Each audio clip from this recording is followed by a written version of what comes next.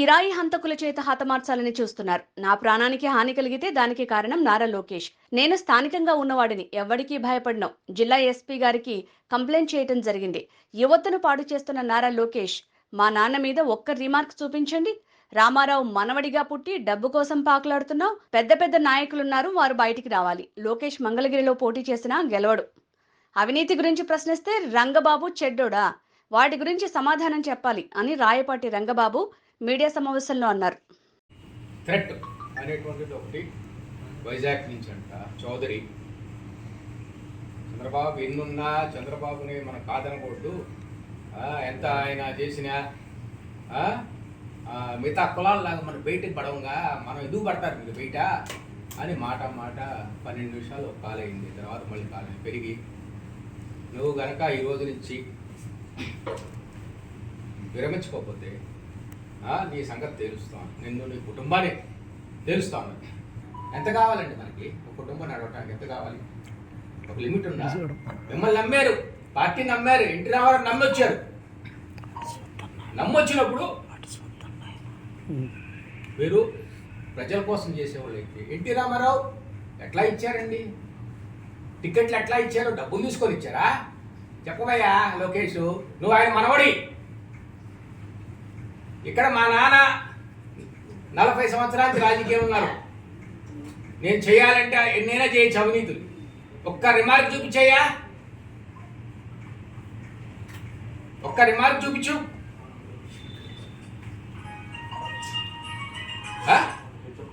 నీకు మాట్లాడు. నన్ను పూర్తిగా ఫైనాన్స్ కింద ఒకళ్ళ దగ్గర డబ్బులు తీసుకున్నాను చెప్పము. నువ్వు ఎన్టీ రామారావు మనవడమయ్యా. భగవంతుడు అదృష్టం క్రియేట్. నీకు ఎన్టీ రామారావు మనవడగా పుట్టావు. ఎందుకయ్యా చీపు డబ్బులు తీసుకుంటావు? నువ్వు మీ తాతగారు ఎట్లా ఇచ్చేవారంటే నా చిన్నప్పుడు ఒక విద్యావంతుడికి ఇస్తారు సీటు ఒక నియోజకవర్గంలో, ఒక డాక్టర్ వైద్యం చేసేవాళ్ళకి ఇస్తారు, ఒక వ్యాపారస్తుడు చూస్తారు. చూసి 10 మందిని అడిగి ఆయన మంచి పేరు ఉండి ఆయన మంచి మనిషి అండి అంటే ఆయనకి ఇస్తారు. రూపాయి తీసుకోవాలా. కానీ ఈరోజు డబ్బులే కావాలి, డబ్బులే డబ్బులు. నీకు నీ పార్టీ చుట్టూ తిరగాలి జనం. నేను ఎందుకంటే వివరణ చెప్పాలనుకోండి. నేను అడిగిన దానికి అవినీతి గురించి నువ్వు డబ్బులు తీసుకున్నావా లేదా, ఫైబర్ నెట్ల స్కామ్ గురించి చెప్పమంటే ఏ విషయం 2 రోజులైంది. 14 తారీఖు రాష్ట్ర స్టేట్ పార్టీ ఆఫీసులో చాలా మేధావులు పెద్ద చాలా సీనియర్లు ఉన్నారు. సీనియర్లు మరి వాళ్ళన్నా బయటికి రావాలిగా, నిజాలేని చెప్పాలిగా. మనకి ఎందుకులే అనుకుంటారేమో. సరే సీనియర్లు కావద్దు, జూనియర్ మంత్రులు చేసిన ఉన్నారు, వాళ్ళకి సబ్జెక్ట్ తెలుసుగా. నేను ఎంత వాడిని అంటే నేను చిన్నవాడిని, నాకేం తెలియదు, నాకు అనుభవం లేదు. నేను ఒకటి నమ్ముకున్న దేవుణ్ణి. నేను వాస్తవాలు మాట్లాడతా, నేను అబద్ధం వాడను, నాకు అవసరం లేదు.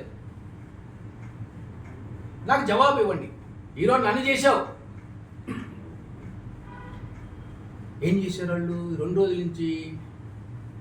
దాదా మా చెల్లెలు పిలుచుకెళ్ళారు. నీకెందుకు మాట్లాడన్నాడు. ఆమంటది నాకు మధ్యస్థం ఇచ్చాంట. ఆమంటది నాకు టికెట్ ఇవ్వలేదని. అన్ని టికెట్ అడగలు, బొచ్చు టికెట్, తెలుగుదేశం టికెట్ తీసుకున్నాడు. పిచ్చినా కొడుకులు.